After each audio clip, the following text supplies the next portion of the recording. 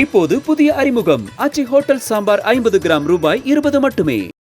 திருச்சி மாவட்டம் Srirangam check post அருகே முதியவர் ஒருவரை 2 பேர் காலால் எட்டி உதைத்ததுடன் அரிவாளை வைத்துக்கொண்டு வெட்ட முயற்சித்த சம்பவம் அதிர்ச்சியை ஏற்படுத்தியுள்ளது. இது குறித்த கூடுதல் விவரங்களோடு இணைகிறார் செய்தியாளர் கதிரவன். கதிரவன் வணக்கம். என்ன நடந்தது, விவரங்களை வழங்கலாம். வணக்கம் பிரியங்கா. திருச்சி மாநகர் ஸ்ரீரங்கம் செக் போஸ்ட் அருகே யாத்திரிகா நிவாஸ் பகுதியில் டீ கடை ஒன்று செயல்பட்டு வருகிறது. அந்த டீ கடைக்கு வந்த முதியவரை ஒரு 2 பேர் அரிவாளுடன் காலால் எட்டி வைத்து அடித்து தாக்கியுள்ளனர்.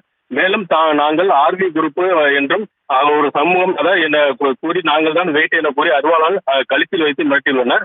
நீ வேட்டி கட்டியிருந்தால் என்ன, பெரிய ஆளா, உன் குடும்பத்தை காலி செய்துவிடுவேன், காவல்துறைக்கு போன் பண்ணாலும் என்னால ஒன்றும் பண்ண முடியாது, பட்ட பகுதியிலே இது போன்ற அதாவது பொதுமக்கள் நடமாட்டம் உள்ள பகுதியில் தற்போது இது போல் நடந்த சம்பவம் பெரும் பரபரப்பை ஏற்படுத்தியுள்ளது.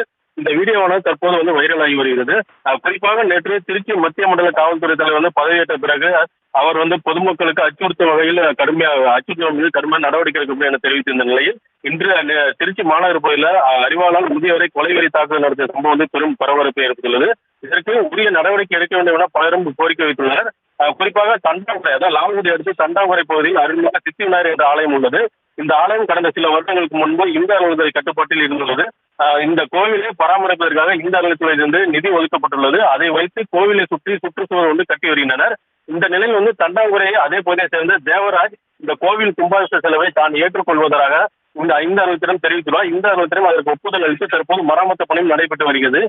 கோவிலை சுற்றி சுற்றுச்சூழல் கட்டும் பணி நடைபெற்ற நிலையில் ஒரு 5 பேர் அந்த கோவிலை சுற்றி ஆக்கிரமிப்பில் ஈடுபட்டுள்ளனர். இந்த ஆக்கிரமிப்பை ஒரு 4 பேர் தானாக முன் ஆக்கிரமிப்பை எடுத்துள்ளனர். அதில் ஒருவர் ராஜ்குமார் என்பவர் மட்டும் ஆக்கிரமித்து, அதாவது அந்த பகுதியில் மாட்டு கொட்டாய் கட்டி 4 சக்கர வாகனத்தில் நிறுத்தியுள்ளார். அந்த ஆக்கிரமிப்பை எடுக்க மாட்டேன் என தெரிவித்துள்ளார். இதனால் தேவராஜுக்கும் அந்த முதியவர் தான் தேவராஜ், அந்த முதியவரையும் ராஜ்குமார் இருவருக்கும் வாக்குவாதம் ஏற்பட்டுள்ளது.